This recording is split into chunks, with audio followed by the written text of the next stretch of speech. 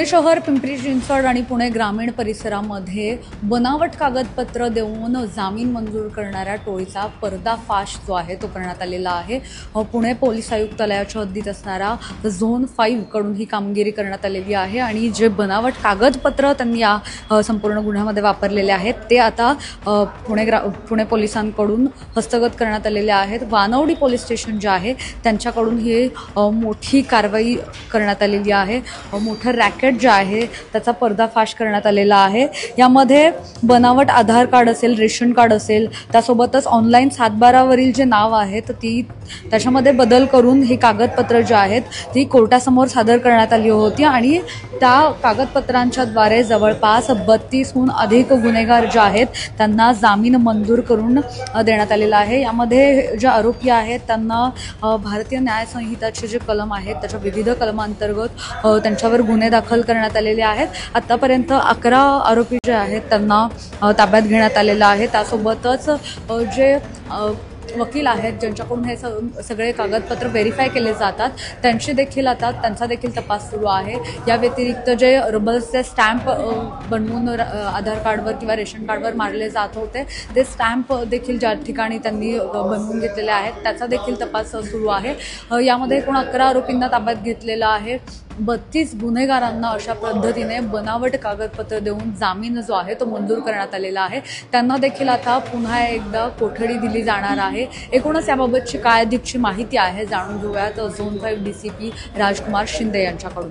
पुणे जिल्ह्यातील वेगवेगळ्या न्यायालयामध्ये गंभीर गुन्ह्यामध्ये अटक असणाऱ्या आणि कारागृहामध्ये असणाऱ्या आरोपींना बोगस जामीनदार माननीय न्यायालयात हजर करून त्यांची बोगस कागदपत्रे बनवून काही वकिलांच्या मार्फत जामीन मिळवून देण्याचं व न्यायदेवतेची दिशाभूल करण्याचं एक रॅकेट वानवडी पोलिसांनी उघडकीस आणलेलं आहे। यामध्ये आत्तापर्यंत एकूण